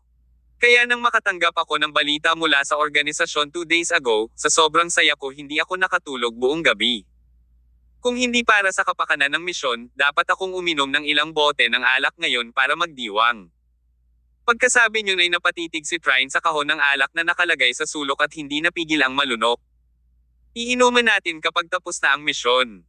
Ang Green Dragon ay naghiwa ng isang malaking piraso ng karne at inilagay ito sa maliit na palanggana sa harap niya. Hindi maikakaila na mahirap labanan ng mga ordinaryong tao ang halimuyak ng beef stew na may marinated tender beef at seasonings. Brother Green Dragon at Brother Black Turtle, ang organisasyon ay naglabas ng ganoong kagyat na misyon na nagsasabing kailangan nating gamitin ang show lotus para iligtas ang isang tao. Kaya hindi dapat nakahiga ang taong iyon sa loob ng kabaong, di ba? Si Trine ay gutom na kumagat ng karne ng baka habang nagtatanong. You guys can enjoy the meal outside. Come back in and get more if you don't have enough. Hindi agad nakasagot si Green Dragon, sa halip ay kinuha ang kanyang mga kubyertos, at kumuha ng sapat na karne ng baka para mapuno ang kaldero ng bawat isa sa apat na lalaki habang nag-utos sa mahinang boses. Pagkaalis lamang ng apat na lalaking iyon ay nagsimulang magpaliwanag ang Green Dragon. Narinig na ba ni Elder Brother Trine ang tungkol sa apat na emperador ng Celestial Empire? Oo naman. Ngumiti si Trine at tumango, bagaman ako ay ahente ng Dragon Squad at kadalasan ay nakikipag-ugnayan lamang sa sinaunang martial arts world, narinig ko pa rin ang tungkol sa sikat na 4 emperors ng martial arts community ng Celestial Empire. Lahat ng apat na senior ay big shot sa mga tao. Sila ay hindi pangkaraniwan, ngayon ang bagong Panginoon ng ating Dragon Squad ay isa sa apat na emperador, ang emperador ng digmaan, si Senior Silas Regulus.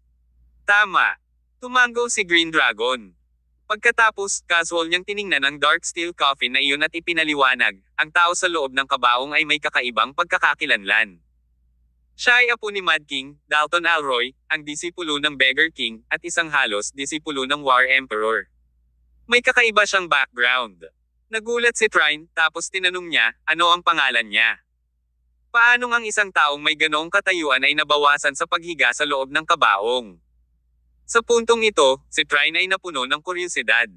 Tear Summers, hayag ng Green Dragon. Tear Summers ang pangalan niya. Napakunot ang noo ni Trine sa narinig. Ibinaba niya ang palanggana sa kanyang kamay at naglakad patungo sa kabaong. Nagtaka siya, bakit parang pamilyar ang pangalang ito? Kuya Green Dragon, wala ka bang pakialam kung buksan ko ito at tingnan? As you please. Nagkatinginan ng Green Dragon at Black Turtle at hindi tumanggi. Sabay na ibinaba ng dalawa ang maliliit na kaldero sa kanilang mga kamay. Kahit nahanda na sila sa posibilidad na magising si Tyr sa loob ng kabaong, sa lakas nilang tatlo, hindi dapat masyadong problemayan ang pagkakahawak nila kay Tyr. Hindi pa banggitin, malabong mangyari ang ganoong pagkakataon sa Tyr acupuncture point na tinataka ng War Emperor gamit ang Silver Needle. Hindi pa ito ang oras para magising siya. Kumalabog. Hinubad ng tatlo ang maitim na kadena ng bakal. Ginamit ni Trine ang buong lakas para itulak ang takip ng kabaong. Nang makita niya ang medyo pamilyar na katangian ng taong nakahiga sa loob, agad siyang napabulalas ng may pagtataka, hindi ba ito ang pangatlong young master ng pamilya Summers? Kilala mo ba siya? Walang masyadong alam ang Black Turtle tungkol sa Summers family, habang alam naman ni Green Dragon ang lahat tungkol sa inside story. Dahil ang lugar na ito ay kabilang sa Hilaga, naiintindihan ng Green Dragon kung ano talaga ang ibig sabihin ng Trine sa kanyang mga salita. Ang taong ito ay nagdulot ng malaking kaguluhan sa Hilagang martial arts community. Hindi ko inaasahan na kamag-anak siya sa mga pamilya ng Imperial at sa aming Dragon Squad. Ngunit, iba siya. May binulong si Trine. Napasulyap lang siya bago niya isinara ang kabaong at mariing hinayla ang mga tanikala sa ibabaw nito. Sa katunayan, ang batang ito ay medyo hindi pangkaraniwan. Hindi rin napigilan ni Black Turtle na mapabuntong hininga. Hindi ko inaasahan na siya ang taong sinusubukan nating iligtas. Hindi ko nakita na darating iyon. Medyo nagulat pa rin si Trine pagkaupo niya. Alam na alam niya ang tungkol sa kaguluhan sa hilagang martial arts community. Pagkatapos ng lahat, ang serye ng mga dakilang labanan na naganap noon ay talagang nagdulot ng napakalaking krisis. Familiar ka sa kanya? Tumingin si Green Dragon kay Trine at nagtanong. Nabalitaan ko lang siya, hindi ko siya kilala sa personal. Umiling si Trine at nagpaliwanag, hindi ko lang inaasahan iyon sa kanyang lakas sa pakikipaglaban, maaari siyang mabawasan sa ganitong estado. Wala akong ideya kung ano ang pinagdaanan ng Third Young Master na ito. Walang kabuluhan na pag-usapan ito ngayon. Kailangan pa nating iligtas ang buhay ni Tyr sa lalong madaling panahon. Pinutol siya ni Black Turtle at hinimok sa malalim na boses, Trine, binanggit ng Panginoon na natagpuan niya ang lokasyon ng Snow Lotus. Nasaan ang bagay na iyon? Bakit hindi na lang natin ito kunin at ibalik ngayong gabi? Sandali lang. Hindi direktang sinagot ni Trine ang tanong nila bagkus ay bumangon na siya at pumasok sa isang kwarto. Maya-maya, lumabas siya na may dalang malaking mapa at inilapag ito sa ibabaw ng kabaong. Nagmamadaling nilapitan ito ng Green Dragon at Black Turtle. Ito ang mapa ng Snowy Mount Whiteface. Malamang nandito ang Snow Lotus. Hinanap ni Trine sa mapa, sa kanya inabot at tinuro ang lokasyon. Napatingin si Green Dragon sa punto kung nasaan ang daliri ni Trine. Ito ay isang intersection sa pagitan ng Snowy Mount Whiteface at isang lugar na tinatawag na Skyrift Valley. This location is not far from us. Ang layo kasi ng sasakyan mo, kung magde-drive tayo ng crappy truck mo, makakarating tayo bago magmadaling araw. Tinansya ng Black Turtle ang distansya at nagpahayag ng kanyang opinyon. Ang aking truck ay may problema kahit na sa pagmamaneho sa mga patag na kalsada. Talagang hindi nito magagawa ang manyeb na mga bundok. Medyo nahihiyang ngumiti si Trine. Bagamat kadalasang ginagamit niya ang kanyang truck para maghatid ng baboy at tupa, kung hindi dahil sa matinding pangangailangan ng misyon na ibinigay ng organisasyon, hindi niya sana minamaneho ang truck na ito para kunin ang mga ito. Kahit papaano, magrente siya ng mas magandang truck. Magrente tayo ng jeep kung gayon, sabi ni Green Dragon pagkatapos magmuni-muni. We can't get in on our own. We must get a local to lead the way, paliwanag ni Trine. But you guys don't have to worry about it. I have contacted a friend. Just rest well tonight. Aalis tayo bukas. Gayunpaman, pagkatapos marinig ang sinabi ni Trine, sumimangot ang Green Dragon. Kuya Green Dragon, ano ang inaalala mo? Nang makita ang pagbabago sa ekspresyon ng Green Dragon, nagmamadaling nagtanong si Trine. Akala ko mas malihim ang operasyon natin sa pagkakataong ito. Kuya Trine, nalaman mo na ba kung may iba pang lokal na puwersa ang nagnanasa sa Snow Lotus sa pagkakataong ito dahil malapit na itong hinog? Saglit na nag-isip si Green Dragon bago niya sinabi ang pag-aalala sa kanyang puso. Kabanata 1350. Pagpasok sa bundok. Oo, napakabihirang nitong Snow Lotus kaya noong umalis kami, personal kaming hinimok ng Panginoon na kalahati lang ng halaman ang pinapayagang gamitin para sa paggamot ni Tyr. Kailangang ibalik ang natitirang kalahati, sinunod din ni Black Turtle para magpaliwanag. Nagmamadaling sumigaw si Trine Pavlov, ang Crids ay hindi interesado sa mga ordinaryong elixir. Sinasabi ng alamat na maaari silang gumawa ng mga elixir ng maramihan, kaya hindi na nila kailangang pumunta sa kabundukan upang mahanap ito. Ang ilang iba pang maliliit na pamilya at organisasyon sa sinaunang martial arts world ay magkakaroon ng interes sa elixir na ito, ngunit hindi mo kailangang mag-alala. Ang aming Dragon Squad ay nagtatamasa ng isang tiyak na katayuan sa sinaunang martial arts world, at kami ay nakakuha ng ilang mga string. Ang aming operasyon ay hindi dapat makaakit ng anumang hindi gustong pansin. Dapat, ha? Nakasimangot na ungol ni Green Dragon. Palagi na lamang nakaramdam ng kaunting pagkabalisa tungkol dito, malabo siyang may masamang pakiramdam na ang operasyong ito ay hindi magiging kasing simple ng tila. Kung ang isang salita mula sa squad ay makapagpapa-address sa mga pamilya at organisasyong iyon, hindi na niya kailangan at ni Black Turtle na i-escort si Tyr para sa operasyon. Bro, ano bang nangyayari sa'yo? Tanong ni Trine nang makita niyang nag-iisip na ibinaba ang ulo ni Green Dragon. Wala lang. Iniisip ko lang kung paano tayo pupunta doon. Itinuro ng Green Dragon ang intersection sa pagitan ng Snowy Mount Whiteface at Skyrift Valley. Base sa terrain, mukhang hindi ganoon kadaling pasukin ang lugar na ito. Palagi kong nararamdaman na ang Sky Rift Valley ay parang isang lugar na hindi dapat puntahan ng mga tao. Bagamat isa lamang itong mapa, nakita ng Green Dragon ang ilang mga pahiwatig. Ngunit muli, ang 60 taong gulang na Snow Lotus ay napakabihirang na ito ay naiuri na bilang isang elixir. Kaya, kakaiba kung ang lugar kung saan ito lumaki ay hindi malayo. Sa totoo lang, hindi magiging madali para sa atin na makarating sa lugar na iyon ng maayos, ngunit hindi ito dapat maging malaking problema. Magpahinga ka ng mabuti sa aking lugar ngayong gabi. Bukas, pupunta ako sa bayan at uupa ako ng mas magandang sasakyan para ihatid ka doon.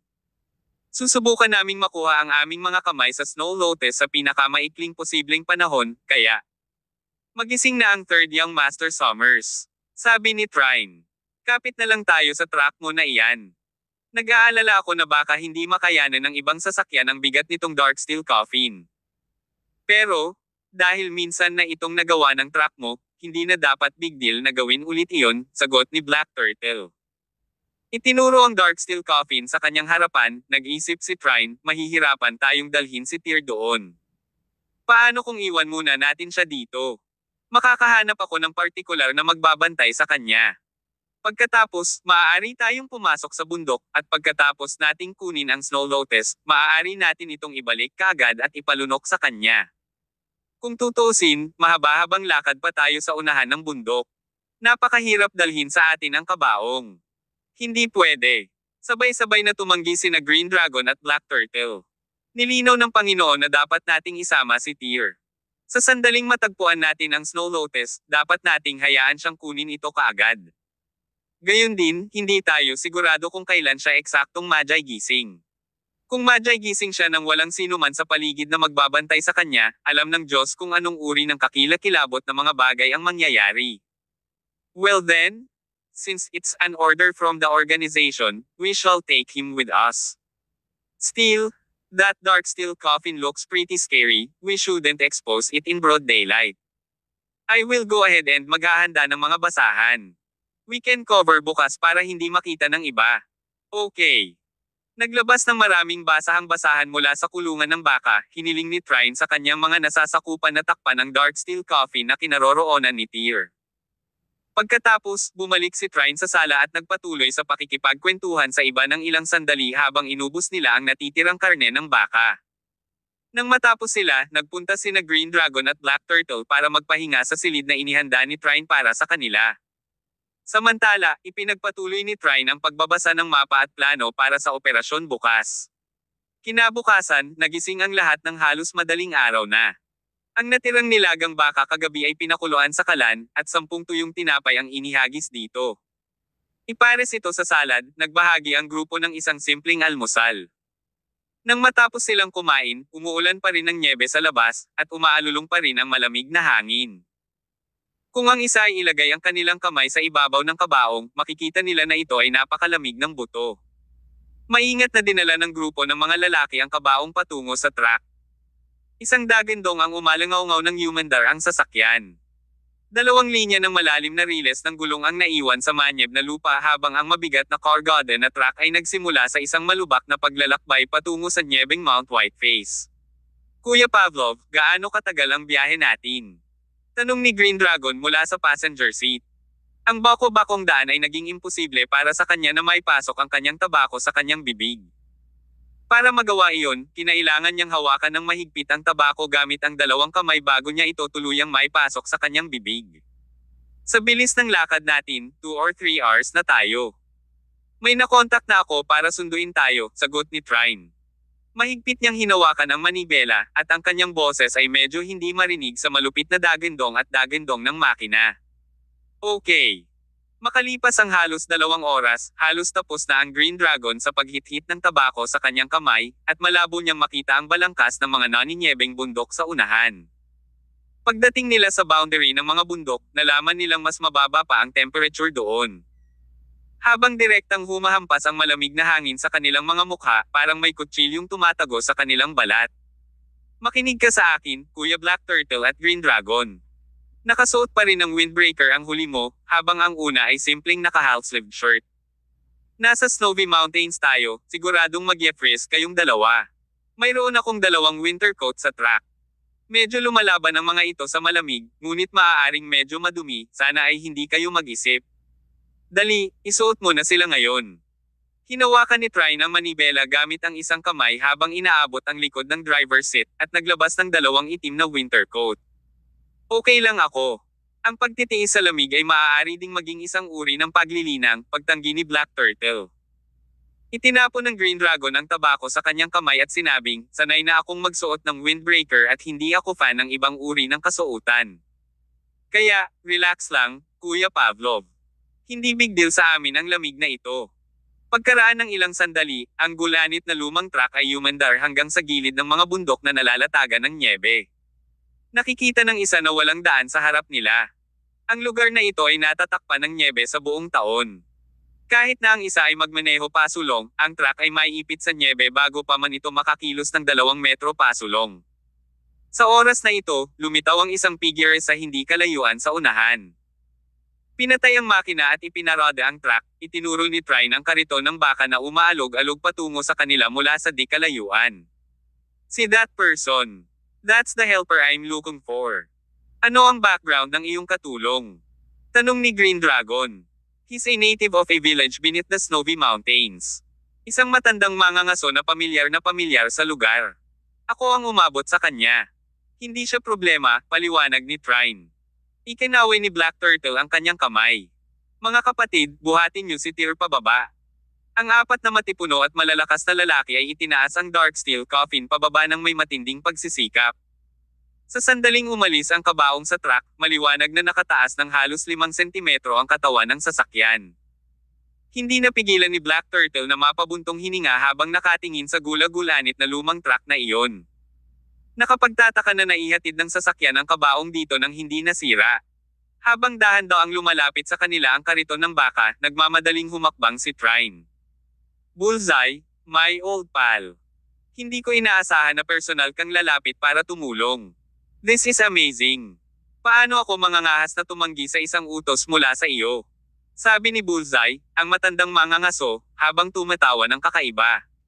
Napatawa si Trine at nagmamadaling sumigaw. Itaas mo ang kabaong. Muling binuhat ng 4 na malalaking lalaki ang dark steel coffin at naglakad patungo sa kariton ng baka. Nang ilagay nila ang kabaong sa kariton ay may narinig silang kaluskos.